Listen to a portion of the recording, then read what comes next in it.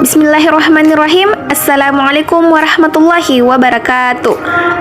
Perkenalkan, nama saya Nurliani Rusli dengan NIM 260250014 kelas 2 angkatan 2020 Pendidikan Sejarah Fakultas Ilmu Sosial dan Hukum Universitas Negeri Makassar. Di sini saya akan menjelaskan secara singkat bagaimana proses masuknya Portugis ke Nusantara. Setelah jatuhnya Konstantinopel tahun 1453 ke tangan Turki Utsmani, akses bangsa-bangsa Eropa untuk mendapatkan rempah-rempah yang lebih murah di kawasan Laut Tengah menjadi tertutup. Harga rempah-rempah melambung sangat tinggi di pasar Eropa. Oleh karena itu, mereka berusaha mencari dan menemukan daerah-daerah penghasil rempah-rempah ke timur. Portugis juga telah menjadi pembuka jalan menemukan Kepulauan Nusantara sebagai daerah penghasil rempah-rempah. Kemudian menyusul Belanda dan Inggris. Tujuannya tidak semata-mata mencari keuntungan melalui perdagangan rempah-rempah, tetapi ada tujuan yang lebih luas, yaitu yang pertama gold, memburu kekayaan dan keuntungan dengan mencari dan mengumpulkan emas, perak, dan bahan tambang serta bahan-bahan lain yang sangat berharga. Kedua, glory, memburu kejayaan, superioritas, dan kekuasaan. Dan yang ketiga, gospel, menjalankan tugas suci untuk menyebarkan agamanya. Berita keberhasilan Columbus menemukan daerah baru membuat penasaran Raja Portugis Manuel I.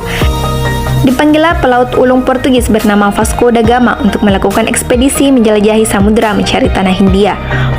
Vasco da Gama mencari jalan lain agar lebih cepat sampai di tanah Hindia, tempat penghasil rempah-rempah. Kebetulan sebelum Vasco da Gama mendapat perintah dari Raja Manuel I, sudah ada pelaut Portugis bernama Bartolomeus Dias melakukan pelayaran mencari daerah timur dengan menelusuri pantai barat Afrika.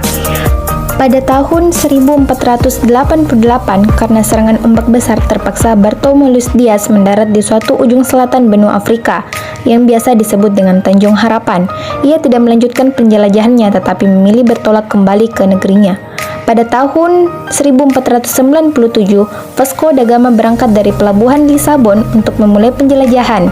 Berdasarkan pengalaman Bartolomeus Dias, Vasco da Gama juga berlayar mengambil rute yang pernah dilayari Bartolomeus Dias.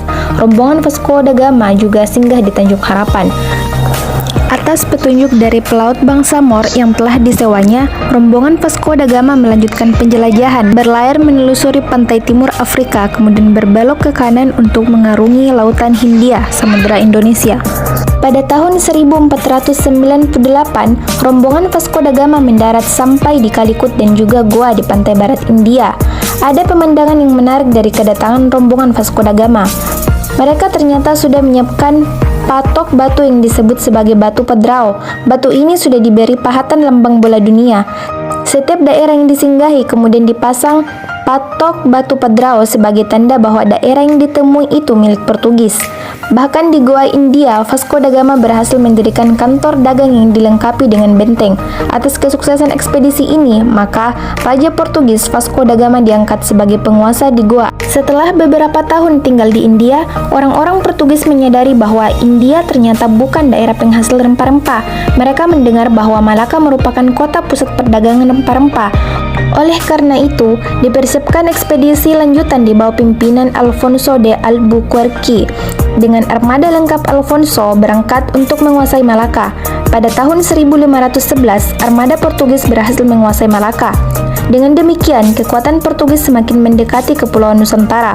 Orang-orang Portugis pun segera mengetahui tempat buruannya, yaitu mutiara dari timur, yakni di Kepulauan Nusantara, khususnya di Kepulauan Maluku. Perlu ditambahkan bahwa dengan dikuasainya Malaka oleh Portugis pada tahun 1511 telah menyebabkan perdagangan orang-orang Islam menjadi terdesak.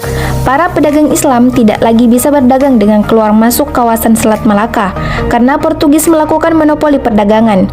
Akibatnya, para pedagang Islam harus menyingkir ke daerah-daerah lain.